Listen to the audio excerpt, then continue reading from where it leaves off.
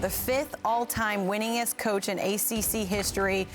Only coaches ahead of him, Coach K, Dean Smith, Roy Williams, and Gary Williams. Hamilton is the all-time winningest coach in Florida State history. And right now we welcome in Coach Leonard Hamilton. Coach, thanks so much for the time. Thanks for joining the show. I want to start with the feature that we just saw about your journey up to this point. And we heard so many people talk about what you have meant to them in the fight for breaking color barriers and fighting for more opportunities. Is there anyone who really inspired you in your journey?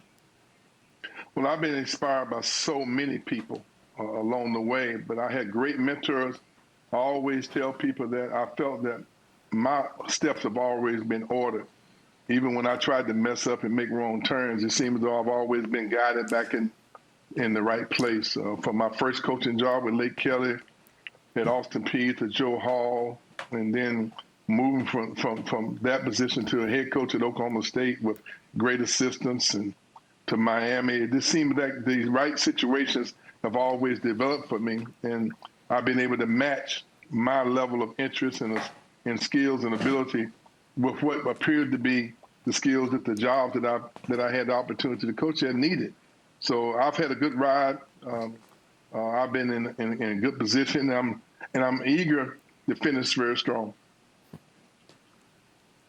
Coach, I really enjoyed listening to your story, and throughout your career, you have role modeled to society just how good we can be when we embrace our differences and come together as a team. But for me, the diversity of our teams doesn't reflect our staff, and I'm wondering what you think. Why, in your opinion, don't we have more African-American head coaches? Well, I think that we need to be careful not to always bring up the sports entity of the lack of diversity that we have. This is a bigger issue. It's a national issue. It's on all fronts. Until we come up with embrace the idea, this needs to be a national, mandated, organized, official approach to how we're going to address diversity in our country, and come up with a real sound method. For instance, like when the Kerner Commission did their research and they studied back in the 60s, that was a very thorough approach to wanting to find out why we having the issues that we have in America as it relates to race relationships. But the Kerner Commission research was never acted upon. Until we get a mandated, official, organized approach to dealing with our issues, we're going to talk about the lack of in coaching, the lack of in industry, the lack of it in other areas of our society. This is not only an athletic issue, it's an educational issue and throughout our entire society. And if we don't address it as such. However, because of the diversity that exists in the sports industry, that is illuminated. But I look for the positives that are going on. On my team, I have kids from Serbia, Switzerland. I have a Native American on my team. I have kids from Canada, Senegal, and America. And we get along just fine. We like brothers. And if our society could emulate what goes on in the sports world, I think we'd be a lot better off. Coach, you've been a complete inspiration on so many fronts. You've seen so many different things across your time. You've been a phenomenal leader of men. My question is, what is your message for this next generation? Well, we have to educate ourselves to learn more about each other. How can you dislike and disrespect someone when you really don't get a chance to get to know them? I think in our educational systems, we do not have anything that are thoroughly making people aware of all our challenges and the plights. So you only see me as a result of what you've experienced, what you've heard in your home, in your community, but you unofficially feel some kind of way about me because I'm different or because of the color of my skin.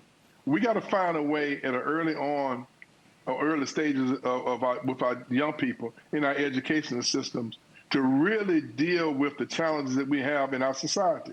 And even though there are racial-related issues, we have so many other conflict resolution issues, diversity issues, economical issues, and lack of respect for one another. And that comes with lack of understanding and communications. These things are solvable, I believe, Booz, if we just kind of all come together and figure out that we have identified the issues, then let's come up with a way to approach them. Coach, you've had such a fantastic impact over 5 decades of your basketball life. What's one of those key foundational pieces of a Florida State basketball player when those guys first get to campus? You mentioned you had players from all over the world. What's one of those first foundational pieces, those lessons that you teach those young men? Well, I think the first thing you have to understand is that you're taking teenagers and you're ushering them into young adulthood. And I think people in your position and in my position sometimes have a tendency to expect, because they are athletes and they're on TV and they're getting exposed to that and they look like grown men because of their physical statures, that we don't understand they're still growing and developing. So you're taking these youngsters at probably the most important time in their life, and they're going to emulate you, and they're going to eliminate the instructions and what they hear and what they see and what they're held accountable for. So first thing I try to understand is that they are teenagers, and we got to usher them to young adulthood. Responsibility, accountability, respect, how you conduct yourself are so very important. And you don't have a switch on your back that you flip it on when you go to practice and you conduct yourself in a disciplined way, but you don't handle yourself off the court the same way. So it's all in one with us. Academically, probably the thing I'm most proud of, that we've only had 2 seniors not graduate in 18 years that I've been at Florida State. So now, to me, that's important. But when you have that level of focus on the thing that's really, really important, you guys judge us by the number of games we win, how many NCAA tournaments we go to, whether or not we get Coach of the Year awards, or where we rank. But in reality, the most important thing we do is take youngsters from teenagers to young adults. What type of husbands, fathers, neighbors, what kind of citizens are they going to become? That's more important than anything we do. And when we look back at our coaching career and look in the mirror, are we going to be prouder of the watches, the rings, the awards, and the certificates that we've gotten, or are we going to be prouder of the fact that these guys are good husbands and fathers and neighbors, and look at what they're doing with their lives? To me, what our guys are doing after they leave us is so much more important than what they're doing while they're with us.